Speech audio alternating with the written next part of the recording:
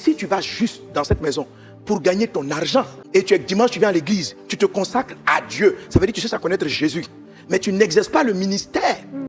Bienvenue sur Mon Travail, Mon Champ de Mission, là où nous apprenons à servir Dieu au moyen de notre travail et où nous comprenons que nos différents lieux de travail ne sont pas des espaces profanes, mais des endroits privilégiés où Dieu veut nous utiliser pour faire agrandir son royaume. Alors, est-ce que tu es une femme de ménage, une nounou ou simplement une servante de maison? Cette vidéo te concerne particulièrement.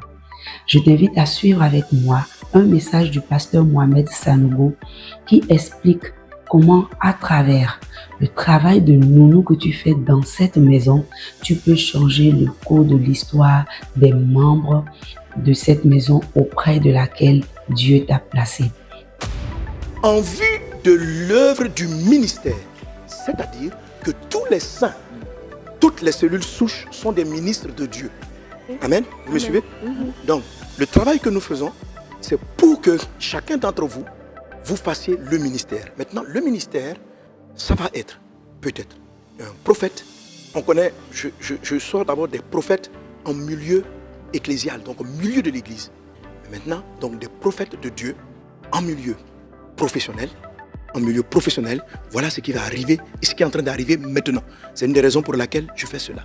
Amen. Amen. Donc des personnes sanctifiées, craignant Dieu, respectant, il dit, bâties à la stature de Christ. Ça veut dire quand tu les regardes, tu vois Christ. Mais en même temps, ils exercent le ministère pour Dieu.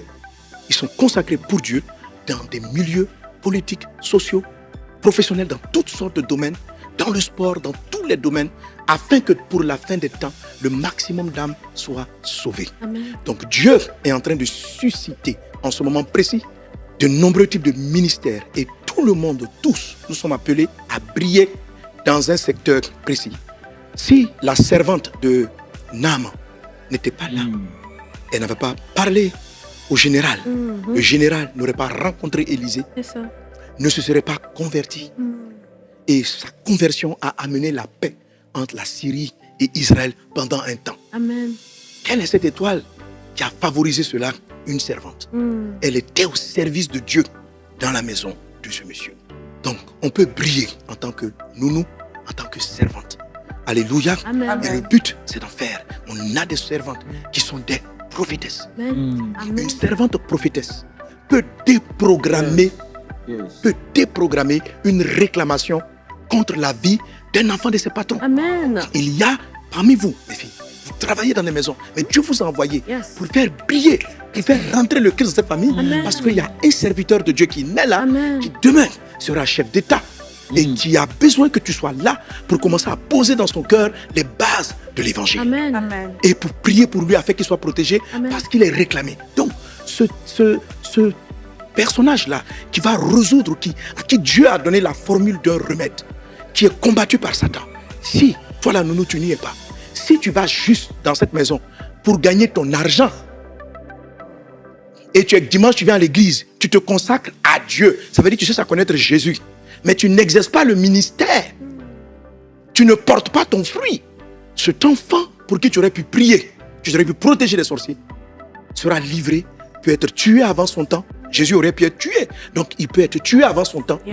Et puis, les solutions qu'il devait apporter n'ont pas été apportées. Lorsque je parle de l'âne sur lequel Jésus monte pour entrer dans un domaine, il s'agit de telles personnes, de gens qui se rendent disponibles entre les mains de Dieu pour que Dieu puisse les envoyer dans des secteurs afin de faire briller la lumière. Donc, ne pensez pas lorsque je parle ainsi que vous devez être forcément des chefs d'État. Joseph était un prophète dans la politique. Daniel était un prophète dans la politique. Certains ont été des pasteurs.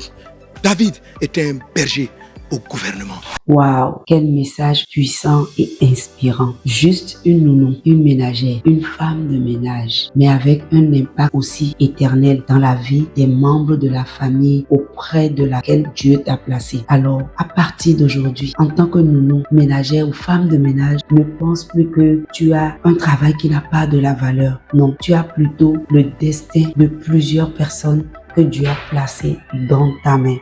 J'aimerais t'encourager, si tu es une nounou, une femme de ménage, à ne plus jamais négliger cette œuvre, ce travail, cette activité que Dieu a placée dans ta main. À travers ce travail, tu peux changer toute une génération, tu peux changer l'histoire de toute une famille et tu peux changer l'histoire de toute une génération. Alors, ne néglige plus cette belle œuvre que Dieu a placée dans ta main, mais sers-toi de cela pour faire agrandir le royaume. Alors, si tu as aimé cette vidéo, je t'invite à la liker, à partager à une nounou que tu connais, une merveilleuse femme de ménage que tu connais, une excellente servante de maison que tu connais, afin qu'elle puisse voir l'importance et la valeur de ce que Dieu a déposé dans sa main en tant que femme de ménage. Si jamais tu n'étais pas encore abonné à cette chaîne, eh bien je crois c'est le moment de le faire pour ne rater aucune de nos vidéos. D'ici là, je te dis shalom, à très bientôt pour une nouvelle vidéo.